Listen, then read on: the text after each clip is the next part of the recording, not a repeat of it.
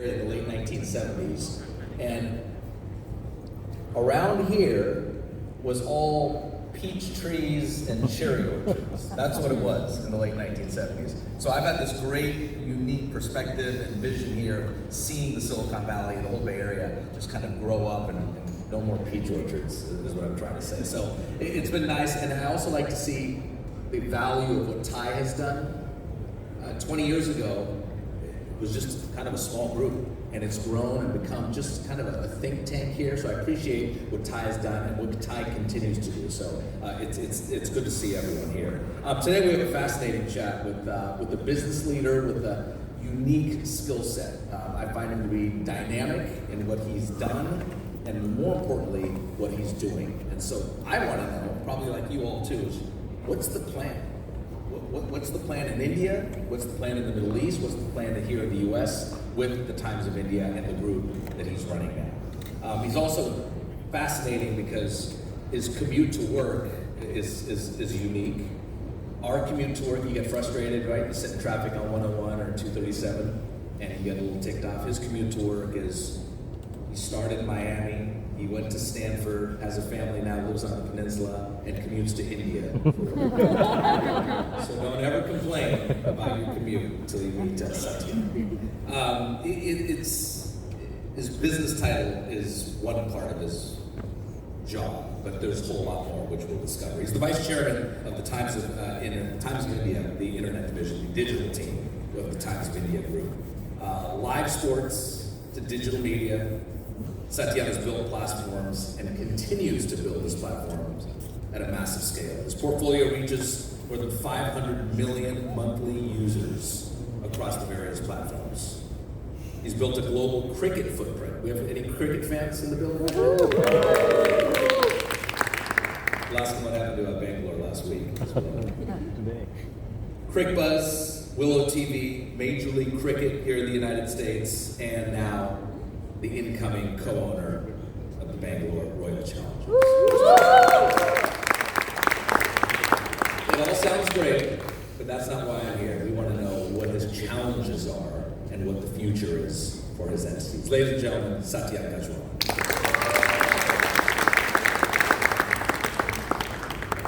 Nice to see you. Of course. Thank you. Of course. Okay, let's just start with this commute. So honestly, how does it work? You're on the peninsula here with your beautiful family, and then you just all of a sudden are in India. That's not just an overnight thing. What do you do? Yeah, it's not the most convenient setup, but I lived in India. I grew up in the U.S. I met my wife in college, and then we moved to India in 2008. Lived there for about 10 years. But then when we had kids, the pollution became an issue for my son, and so we felt like we looked at different places and ultimately felt very connected here. We met at Stanford, so this felt like home. So we live nearby in the Bay Area, but my responsibilities and work are very much rooted in India. So we've tried many different permutations, long trips, short trips. What we've found is that if I go every month for 5 days, that's the best setup for us, because by day 5 is when the you need to be home and take care of the kids vibe starts kicking in. And so shorter, more frequent trips tends to work. And so yes, every month. Last year I went to India 11 times. So you're on site in India in various cities, and then when you're here in the Bay Area, you're still on midnight calls, 2 a.m. calls, I think. Yeah, I try to be a bit disciplined to sleep early, wake early, and start the day around 4 a.m. with India. That's the best case. When you're in the middle of dynamic deals and situations, you don't always get to control your schedule the way you want. But yes, it's the one positive I will say is that by 3 p.m. when my kids come home from school, nobody in India is bothered. So I do get a little probably better time with my kids than I would have had if I was living. But everyone in America is bothering you. Yeah, that's the new problem. But yeah. Satyan, as we get going here, if I looked at your LinkedIn or your business card, what does it say? Because there's a lot happening here. Times of India, internet boss, owner of Willow TV, CrickBuzz, co-owner of Royal Challengers. What are you? What does it say? Yeah, look, I think at the essence, the Times of India group is this large media group in India, and I'm fortunate to be in a position to help drive its future and where it's going. And so we think of that having broadly 2 legs. One is, we've obviously been a very storied brand in the business world, And my responsibility is to see how we continue to innovate and be relevant in digital news and in digital content in that broad sense. But I've also at least taken on a preference or an expectation to expand the group beyond news into other areas as well. And so cricket is probably the largest sort of new expansion for Times over the last 10 years. And so we have a bunch of assets on both the media side with CrickBuzz and Willow. And now we've become owners or co-owners in some of the US Major League Cricket, in the London franchise, London Spirit, and now most recently in RCB Bangalore. What concerns you right now? Because Times of India has done a great job, not just surviving, but thriving from print to internet, now to digital. What concerns you right now that we're in the climate we're in? Well, I'll say this, we're a weird anomaly. I just got the report for the fiscal year ended in March, so like we just got our annual review. We actually grew in circulation for the newspaper in India last year, which definitely breaks global trends in terms of what people are seeing. So we're fortunate our core traditional print business is still very relevant in India. The pattern of picking up a newspaper every morning is still very, very deep in the Indian market.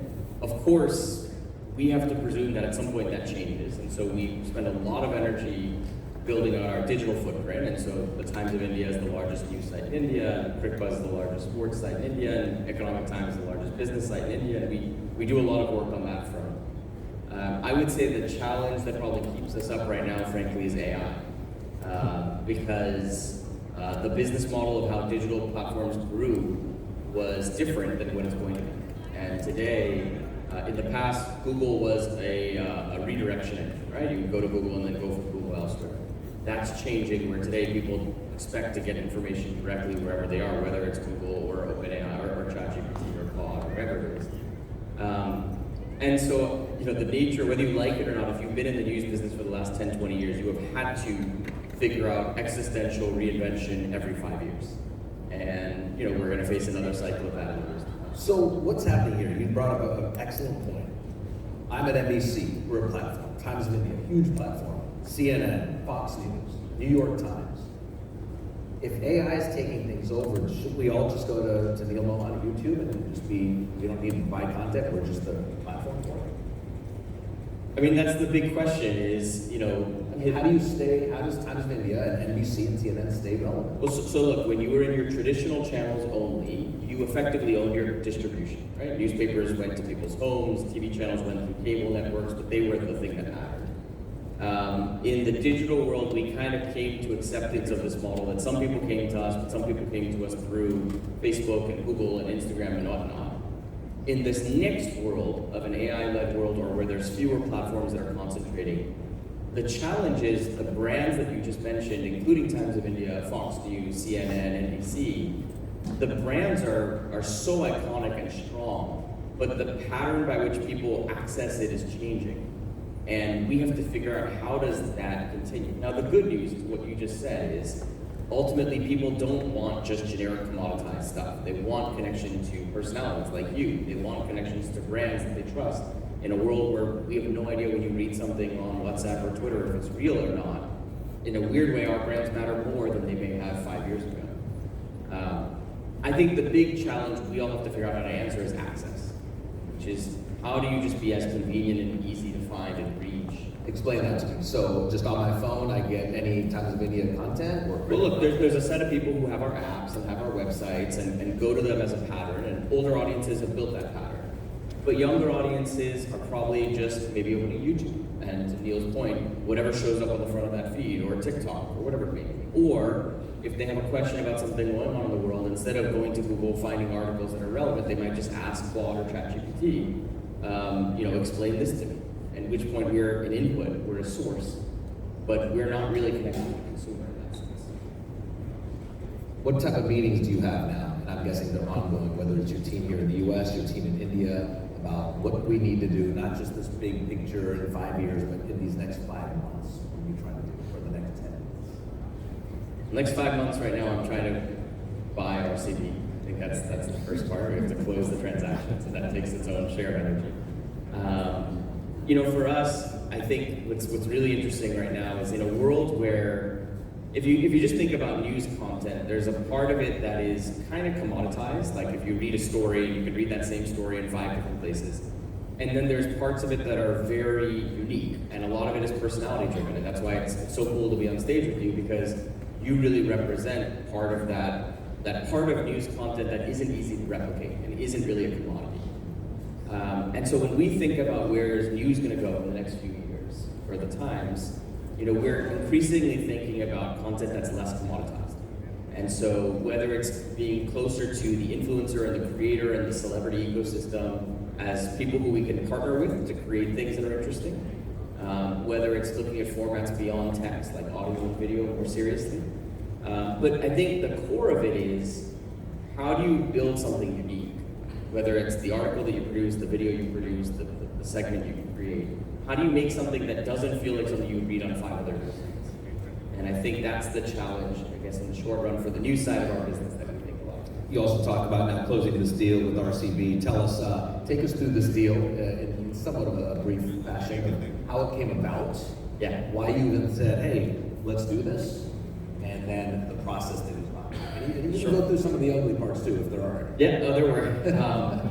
Look, I think we'll all just stay in this room. Yeah, nobody's recording it. Look, so when we talk about, you ask what's the priority for us, the 5-year priority is build things that are really special and unique, that are hard to replicate. That has been the driving factor as to why we diversified so heavily into sports, to cricket in particular. Because, when we've been talking to investors around this, one of the things we've heard the most was sports is the anti-AI play. Because everything else in the world is going to get personalized, customized, adapted to you, changed for you, you're going to get it in whatever form. But we are all going to watch that same 4th quarter of the Warriors game, the last 5 overs of an RCB game. We're all going to watch it at the same time. We're not going to consume it in random different ways. And in a way, it is something very unifying and community creating, in a way where everything being personalized also means it's very individualized. So sport for us has been a key part of a strategy to be relevant and resilient and differentiated in what we build over the next 5 to 10 years. And this is not just the Times Group, as you all know. I mean, everyone, these big net worth families or individuals, that's what they're going for. NBA franchises, NBA, correct? Basketball, baseball, football, everything. The WNBA has probably been the most recent success in the U.S. of sort of an emerging sports franchise ecosystem. So we've always had this. We've had this strong view for a while that sports is a unique form of media and content that's really strong. We entered it in a very weird way. We entered it first from the media side. We first bought something called CrickBuzz, which is now the largest cricket site in the world, to the point where people search the word CrickBuzz more than the word cricket on Google and elsewhere. We subsequently bought something I'm sure many of you will know, Willow TV, and increasingly have built that up. And now the Willow TV is the largest broadcaster in the U.S., Canada, Middle East, and Southeast Asia for cricket. And then over the last 5 years, we've moved into team ownership. And so we helped co-found the U.S. Cricket League, which many of you will know, the San Francisco Unicorns and whatnot. And so we've helped get that off the ground. And then we bought a piece of the London franchise. But if you're in cricket, and any of you will know, all roads eventually point to the IPL. It's the center of gravity for the sport. It's the kind of, the main commercial center, but also from a fan base and an audience base. To give you some perspective, the average IPL match has 170 million viewers. The Super Bowl has 125 million viewers. So there are 80 IPL matches a year. The average one is 30-40% bigger than the Super Bowl from a viewership perspective. So it really is just this incredibly powerful kind of creation force. So we knew we wanted to do this. It was important for us for a long time. One of the challenges with sports franchises is that people who buy them don't really want to sell it. And so most of the owners of IPL have no interest in ever selling their ownerships of their teams. There was this weird, unique anomaly that not only did one team come up for sale right now, 2 teams came up. And for different reasons, both were sort of in the market. So we were very active in both sale processes. Rajasthan Royals and RCB were both up. We were potentially going to buy one and then the other. The one challenge I will say is these are really expensive right now. We paid $1.8 billion for RCB. What did RCB sell for to the previous owner? The prior owner got it as a value add because they bought Vijay Mallya's liquor business and this cricket team came with it. It was just a plus one. That's a nice ROI. And but it was initially sold to Vijay Mallya for maybe a few hundred crores, less than $100 million. So they've been enormously successful financially to date, but that means that when you're the last buyer, it's enormously expensive for you, right? So that was the challenge for us. And so hold on. So if all these multi-billionaires from around the world are trying to buy NBA or IPL, at what point do you say it's just not worth it? The price is not worth it. Obviously, you didn't reach that point because you went in. But at what point was there a breaking point? If it reaches 1.9 billion, 2 billion, then I'm not in. I mean, you have to have some discipline. Usually the least disciplined guy is the one who wins, so I guess we had the least disciplined. We were the least prudent investor, you could say, if you put it that way. But look, one of the cool things is IPL teams are actually good businesses too. They have you wouldn't believe it, but RCB has a 37% profit margin, which is more than any sports teams in the world. It's really strong. Now, it's way ahead of itself. It has to grow a lot for the values to make sense. But there is a business case behind it as well. And for us, we've been building into the business of cricket for the last 10 years, and this is a component of that. And so, whereas a lot of people buying into IPL teams are doing it because they just love the game and it's a connection to their community and it's a connection to something nostalgic, for us it was genuinely a business interest, and it's something we think will hold a lot of potential value. We think it'll grow. We actually are very happy with the way it played out. To your question about the process, because these numbers are so big, almost all the buying groups were consortiums. So we ended up buying it in partnership with the Aditya Birla Group, Blackstone, and a guy named David Blitzer at his family office, Bold Ventures. You've never heard of him, but he owns a piece of an NBA team, an NFL team, an NHL team, MLB team, and 15 other sport franchises around the world. So he's actually one of the largest sports owners, but he stays more in the background. So, but to stitch together these four people is non-trivial, and everyone has their goals and their ambitions, and so there were times when we were bidding against each other for another for the franchise, and then we decided to partner. So it was like a giant game. There's no casino that could let you play the games that we played during this bidding process. But those are the stakes of the game. And was there one point when he's bidding against you, and there's four people bidding? Did you just kind of say, hey, let's all get on this and just talk this through, or just meet for a beer? I mean, look, everyone was talking to each other going into the process. So you're deciding, is this person going to be a partner or a competitor for months? And even in the bidding process where you know it's going to keep going up, the conversations are this like, either you're with me or against me. You don't really know, and there are people who you talk to who you bid against, and then people who bid with you. And so it was a weird like speed dating, like we don't know each other, but we could be partners, but we could also be competitors. And it was a weird process. You brought up Blitzer, one of your investors, your co-investors. What does it tell you that there's U.S. money and U.S. interest in cricket, IPL? That's not even here in U.S. cricket, but in Indian cricket. What does that tell you? You know, it happens to be that probably three of the largest potential buyers into these two franchises that were for sale were not Indian. So David Blitzer was one. It's out there. Rob Walton, who's part of the Walmart family, the Denver Broncos, was another. The Glazer family, which owns Manchester United, was actively looking at it. I think it's an amazing statement because I think these are people who have global standards and best-in-class standards of the biggest sports franchises in the world, and they see this opportunity. And they understand what a good sports league looks like, what a not good one looks like, what are the trajectories, what are the signs we look for to see what's going to matter in 5 or 10 years. And they were bought in. And David Blitzer in particular is an investor in 20+ sports assets around the world. And you ask his team, this is the one they're the most excited about in terms of what it could be. And so I think it's a great badge of success for Blackstone, which is probably the biggest private equity shop in the world. This is the first global sports asset they've ever purchased into. And so that itself is a statement that, of someone who is purely there for financial motivation, believes in the opportunity. I ask this with all due respect. Do you know what you're getting into? Because business is one thing, sports is totally different. If there's some RCB fans here, it's like, oh my gosh, this is what I die for. I bleed. Every Sunday I'm watching the 49ers. If they lose, I'm in a bad mood. If the Giants lose, I'm in a bad mood. It's totally different than rational thinking. And now you're one of the leader, the face, one of the faces of this franchise. Do you know what that means? There's a lot of learning. That's one of the learnings. So I was in India just last week, and I went for one of the matches, and I realized that I I can be the vice chairman of the team and this, that, but my real title is going to be perpetual ticket broker, because the amount of people who are going to be like, hey, can I get seats? Can I get tickets? Can I get tickets? I need tickets. And then, oh, yeah, this government guy just called and needs something. And then, that's a new challenge. And being a perpetual ticket broker is a new one. But you're right. I think, being one of the cool things is the other more active owner is going to be the Birla Group and us. And so Aryaman, who's Margarilla's son, and I are driving this. Both of us are very clear. We are not owners. We are shepherds. We are. This asset is owned by Bangalore. We just happen to be the financial partners around it. But we are shepherds of something for this community, because the people who have showed up at every game or watched every game for the last 15 years, it's their team. We just happen to be sitting in some operational capacity in different places, but I think it's as much a responsibility as an opportunity, because the fan base, particularly for RCB, is insane. They are crazy fans.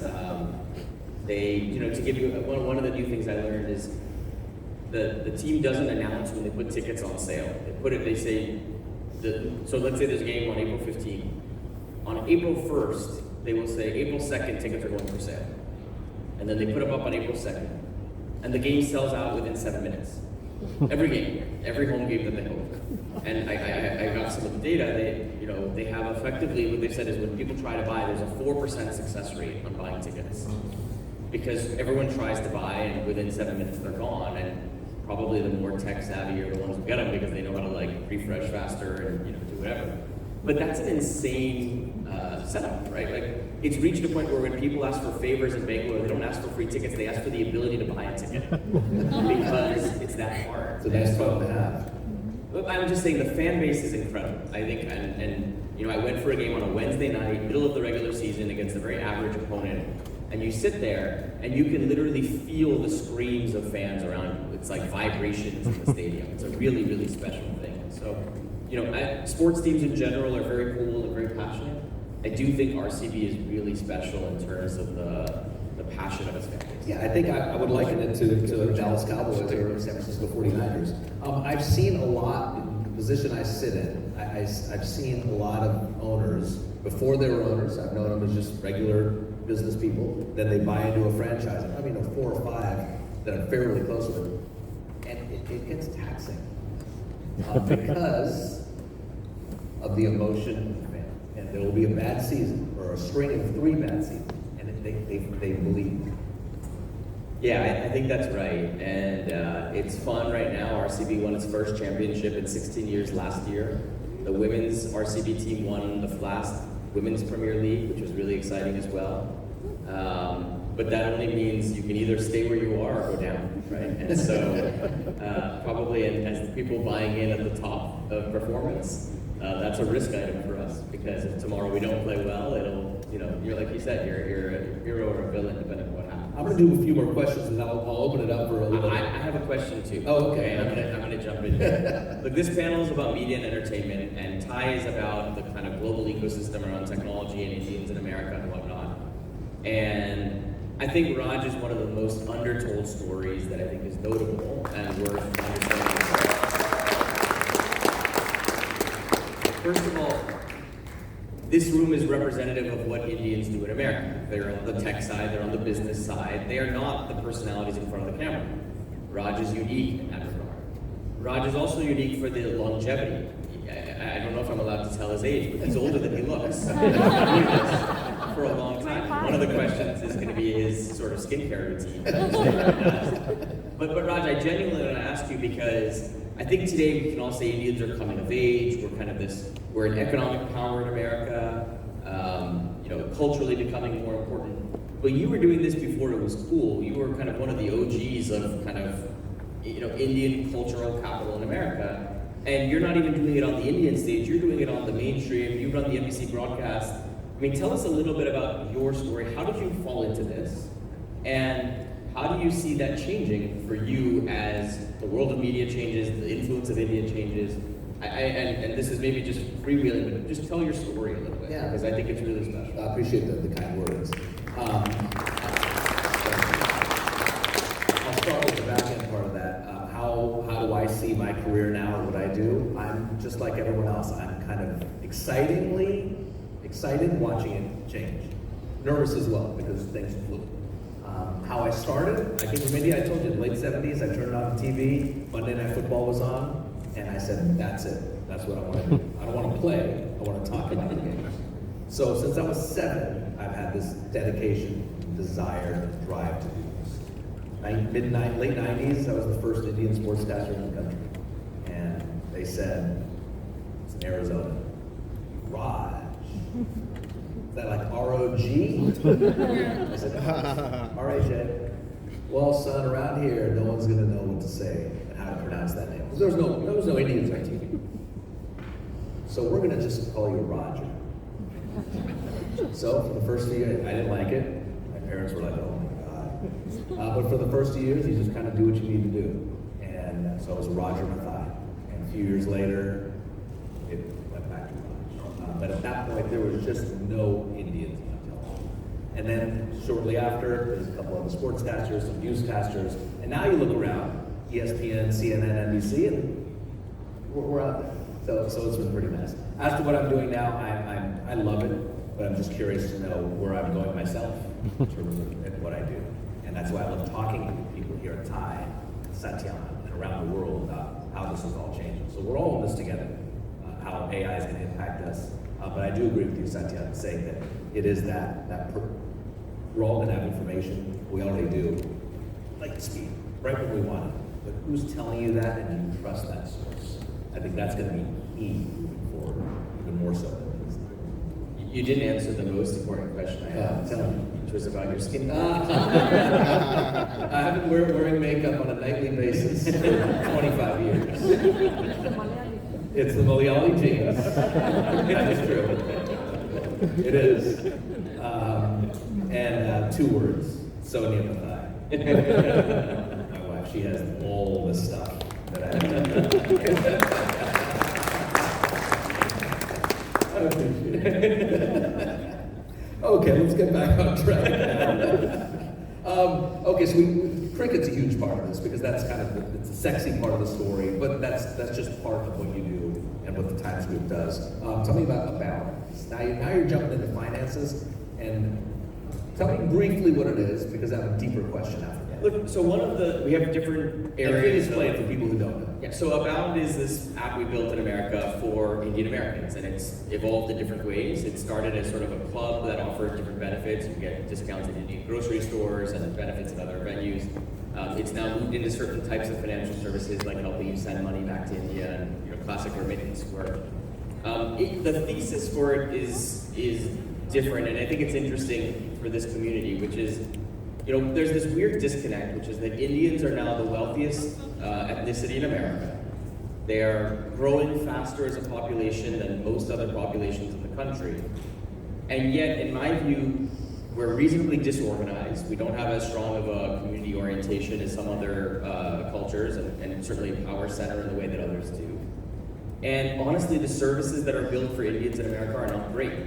They're smaller. And so one of the things that we felt was interesting as an opportunity for the Times of India group, which between Times of India, Willow, CrickBuzz, we reach most of the people in this room will interact with something that we produce on a regular basis, was what if we could try to be one of those aggregating forces? And instead of just being a content source and saying, here's where you can watch cricket or read the news or whatever it is, what if we could create a set of services that were really useful, operate at a really high standard of quality, be a trusted source for different things you could do, but could actually enable things that most American tech companies aren't thinking about or caring about. So for example, one of the problems we think about all the time is how do we help Indians in America manage real estate in India? Because we all have some relative who had some property. When they passed away, you're supposed to figure out what the hell stamp duty papers are, how do you manage that property? But these are problems that a lot of us face. So is there a way for us to try to build a service that can help that? And so there are many other cases like that we can think about. Our parents visit from India for 3 months. They need health insurance when they're here. Right now we basically go to Google and find whatever shows up on the top, but is that something you would trust and you would rely on, particularly as healthcare gets more messy in America? So there's a lot of these use cases that are very Indian American specific, or maybe global Indian specific. Like in India, it could be in America or Canada or the UK or whatever. And so Abound is really a starting point for us to build a hub for those kinds of services. And it's early, we've just started it. But the goal for us is to say, it's the hard part is we're good at the media stuff, content. These are services, these are financial services, we're handling people's money, they are transactions. There's a delivery expectation that we have to fulfill. And frankly, when we put the Times of India name on it, we have to meet that standard. And so in the conference room or in the boardroom, wherever you already made this decision, isn't that a risk? Are we going away from what we're known for and what we're good at? Now we're all of a sudden about. But if all you do is what you're known for, that's very boring. You have to go do new stuff. And that's the fun of life. And that's what you should keep doing, reinventing your brand, reinventing your business. But the motivation was not that. The motivation was we have a set of audiences that need things. The things that are there for them are not good enough. Can we do better? That was it. And it really started from that. Now it'll evolve into something more, and we'll see how it grows. But we think the NRI community is this weirdly underserved audience. They're really wealthy, really powerful, and yet there's not really much built for them in the way that I think there should be. I agree on many parts. There's a lot of people online or watching this on clips or here that might say, you know what, I'm younger, I'm a young entrepreneur, came out of Stanford grad school. What are some things that any grad school graduate doesn't teach in the real world? You have a fancy degree, studied, you had great grades, but what's something you came out here like, oh my gosh, I had no idea. So when I went to undergrad at Stanford, I had undergrad and graduate there, but when I started, I kind of always knew I wanted to do something in business, and so at the end of freshman year, my dad was like, what are you studying? Well, I was like, well, I'm studying economics. And he's like, why? I was like, because I want to do business, and it seems like economics goes towards business. And he goes, I'll give you some advice. He goes, I think you should do one of three things. He said, one is you should do something super technical. Go to computer science or electrical engineering or whatever it is, because you'll never get a chance again in life to do that. Or he said, two, if you don't want to do that, go study art history or photography or English, because you're never getting a chance to do that again. And if you're really convinced you want to do business, then drop out and go do business, because you're not learning anything that's going to help you. And it's crazy. My dad's not that wise, but at this moment he was, I think. And it's something that sticks with me today. But look, the reality is the world is changing so fast that probably the disconnect between academic learning of, like, in theory, college is supposed to help you be prepared to do a job. The gap between what you're expected and needing to be doing in the workplace and what you're learning in college is probably wider than it's ever been before. And so I think the challenge is that, right or wrong, college graduates are going to have to be 100 times more entrepreneurial than we did, than our parents did, because the nature of stable, professional jobs that are predictable is just so rapidly changing. And frankly, the stuff that's really robotic and easy and predictable is the stuff that's going to get disrupted. You think our youngest kids, we both have young kids, will go to a traditional we look at as college in 20 years or 15 years? I hope they have some purpose. I worry that like if you're graduating today, AI is specifically targeting the work of a fresh graduate, right? Like they're not targeting necessarily what the CEO does, and they're not targeting what a laborer or a blue-collar professional does. They're targeting entry-level white-collar. That's like what college students were meant to do. So I think it's hard today. I have no idea what our 4-year-olds and 5-year-olds are going to do by the time they're 20, 22. I don't think anyone have any idea? Okay, let's open up to questions. Before we get to our questions, one more from me. What's next? What's your next acquisition? What's the project you're working on? Dude, I'm done, man.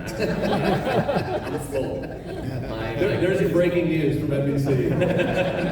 That's actually not true. We have some that will have soon, but I wish I was done. But no, it's along the same lines. Like for us, there's really three things. One is how do we continue to be kind of consumer relevant in media, primarily in India but globally.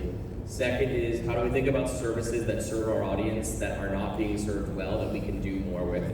And a lot of that has to do with the NRI audience, where we think there's a huge gap in what's available for them. And those are really the two angles for us, like consumer relevance on the media side and then unique and valuable services on the services side. It's pretty simple. Is it a different pressure being this as a family business than if you were just working for a corporation?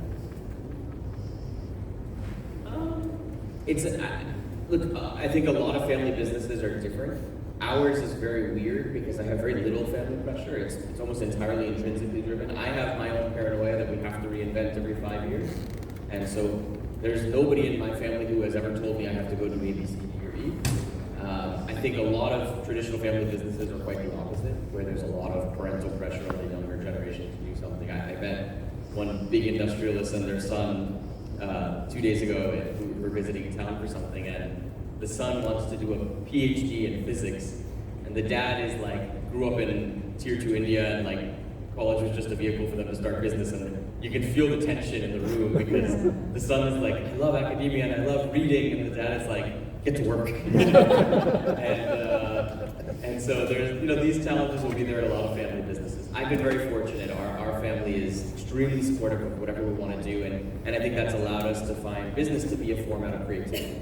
I mean, I think the ability to do cool work is its own fun and its own form of artistry. That's what we get to do. Some questions. I know we have one in front. Yes, sir. I'll have the mic for you. Okay, actually just 2 questions. So first question, you kind of hit on this. I kind of took the words out of my mouth. Hollywood, they've been recycling the same movie themes over and over again, and now there's more attention to documentaries. You mentioned real life events being educational, like TieCon here. So is Times of India or NBC or any of these media stations, what are they doing to partner with independent people, just ordinary people doing documentaries or educational shows? Is there any program like that? Second question is a little bit more controversial, sensitive. As you know, media is somewhat biased sometimes. And today, with all the global conflicts going on, it's very important that media realizes the responsibility they have in shaping public opinion and not only becoming more non-biased, but also looking for the hidden agenda. For example, in our global conflicts like Israel-Palestine or Russia-Ukraine, there are issues on both sides, atrocities on both sides. In order to achieve world peace, both sides have to take responsibility, and the media can promote that by being fair and unbiased and looking for the hidden agenda, because most of the time the public thinks it's ideological, but often there's an economic agenda behind all these wars as well, like oil or controlling the Strait of Hormuz or whatever. So is there any conscious effort to realize that social responsibility, become more unbiased? And then finally, just on a personal note. Okay. All right, so real life as education, are you guys doing any partnerships to promote documentaries? And secondly, with all the global conflicts, how do you promote objectivism? Thank you. I'll jump on the first one. Look, I think one of the challenges for big media companies like Times and NBC is that the world of media is fragmenting. And the average podcaster who goes from nothing to something has as much reach and engagement and following as some of our biggest brands. Maybe not necessarily as much stature and reputation, but they definitely have a lot of access. So one of the realities we're trying to figure out is what is the role that something like the Times of India can play in this new kind of creator-oriented economy. And so we think there is an ability for us to try to be able to lend credibility, reach, distribution to some of the best emerging creators, and we're trying to work on programs in that regard and partnering with emerging creators to help them get more kind of visibility and credibility.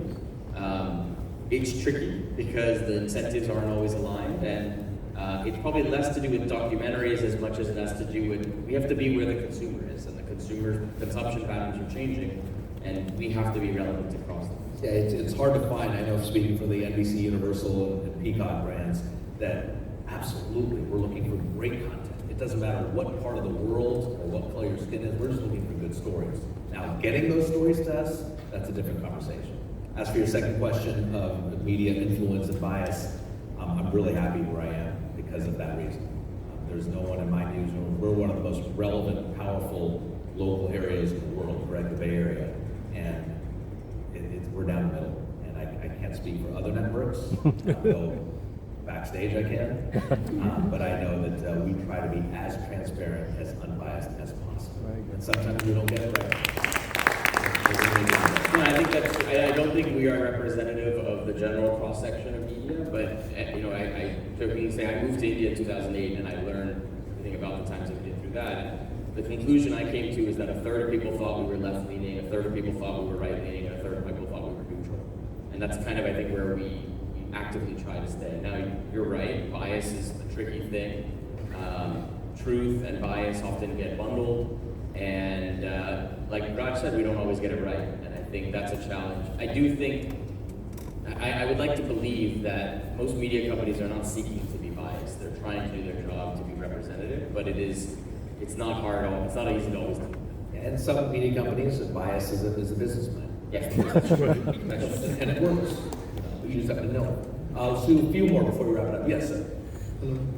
Hi. Oh, Can you yes. give me the mic so I can give it? Yeah, no, go ahead. Sorry. Yeah, thanks for this wonderful session, Raj and Satyan and Dhaval. And the question I had, and go Cardinals, by the way. Go Cardinals. The question I had was about deep fakes. So you, Satyan, mentioned, right, that now the source is becoming more important, right? But then there's deep fakes floating around in possibly credible places also. So what are your thoughts, both of you, about that challenge that you have? I think two things are happening. One is when you see things on social media or WhatsApp, your default is to be a little more suspicious, which I think that maybe older generations may not, but like younger kids that are coming up, they don't, by definition, they don't trust. If someone sees something that looks a little weird, your first reaction now is this is probably AI. It could actually be too far, where things that are genuine, you kind of get dismissive of as well. I think, frankly, this is an opportunity for media companies like Peacock, NBC, and Times, where when you see something, we have to be really good about, in some sense, being a verifying source and not putting out things until we know that they're real, and then building a brand around people knowing, okay, if it's been posted by this brand, then I can trust it to be real. And for aside from our companies, at some point there'll be some public policy involved and penalties to do that. That's going to come. All this is going to come in the next few years. Much of it. Yes. Hi, so I have a question about kind of the advertising piece of this. So I'm sure like within the media industry, advertising is a huge kind of part of it, and it's also might be something a little bit like unstable, uncertain on a year-to-year, quarter-to-quarter basis. So you mentioned wanting to tell kind of more unique stories. So how do you kind of balance those kind of unique viewpoints, maybe influencer viewpoints, with advertising? Is there any kind of interplay between that? And can you speak to more of your how do you balance those motivations? I actually don't think it's that big of a challenge. Ultimately, there's really, the way we think about it, there's advertising in two forms. There's a type that's looking for reach, frequency, generally aligned with what the brand stands for, but really looking for numbers, in which case they're agnostic to what's behind it. As long as it's driving numbers and you have enough numbers, there's interest. And then there's a type of advertising that's really deeply integrated with the content. And so if you think about like podcasts, they want to associate with it, they want to be embedded in it, they want to be closely associated with sports teams, you want to be attached to a brand. Like it's a very, it's not a numbers-driven thing, it's more of like an emotion and a fitment thing.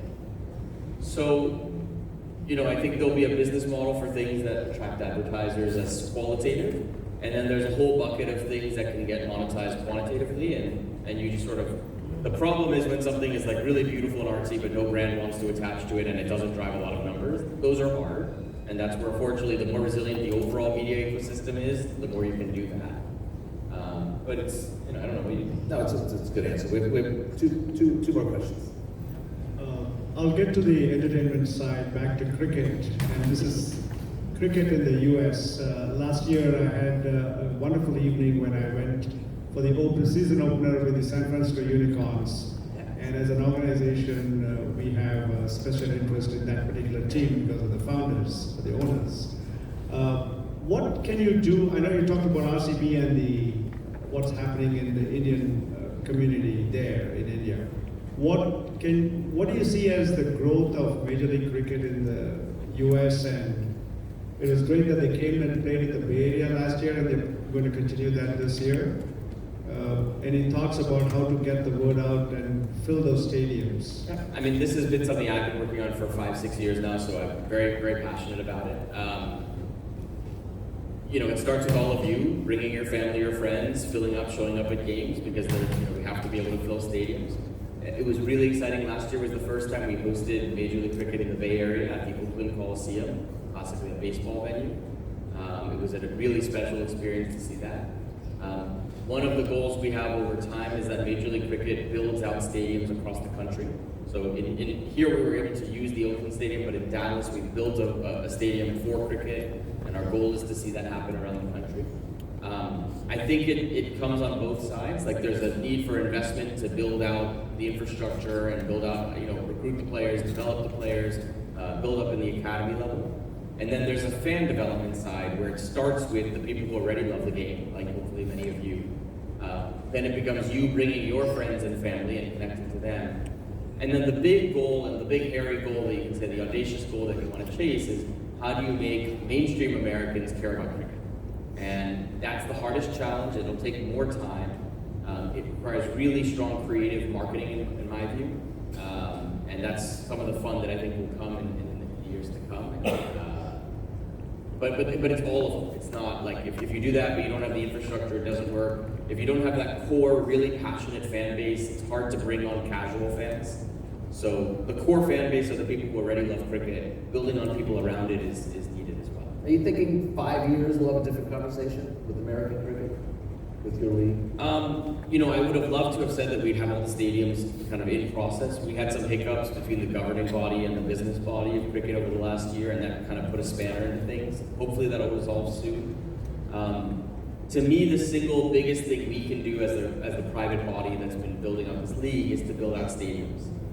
Because ultimately cricket is a little bit of an inconvenient sport. It's a huge field. You can fit 2 soccer fields inside of a cricket oval. And so if you don't have stadiums, you can't expose people to it. And you can't tell people to come over and see a game. And, watching at 4 a.m. on Willow is cool, but that's not the same as being live in person in a venue. So what we did in Oakland, what we're doing in Dallas, they just broke ground on what will become a stadium in Los Angeles just last week. And that'll host actually the Olympics in 2028. We'll feature cricket for the first time. That ground will get used. So to me, I think infrastructure is the biggest thing we can do over the next 5 years.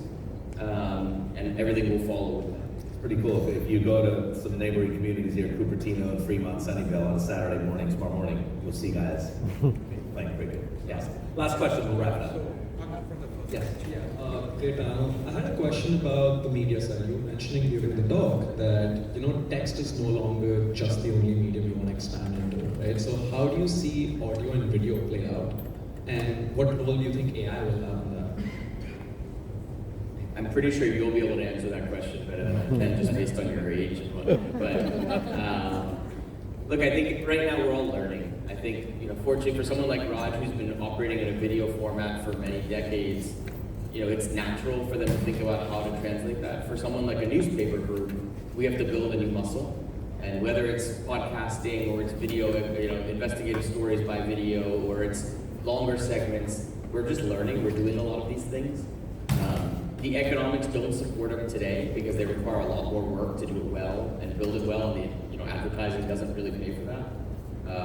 So we're figuring it out from a model perspective. But the way I think about it is that if we can build things that people love, the business will follow. So launching a podcast is fine, but launching a podcast that actually gets resonance is what really matters. We're going to wrap it up. Thank you all so much. Thanks to Satyan. We have a lot more RCB fans now. There we go. Moving forward. And thank you all. I think we would reiterate, we're all just kind of in this together, especially now. A lot different than the internet boom 25 years ago, because this boom will change the way we live.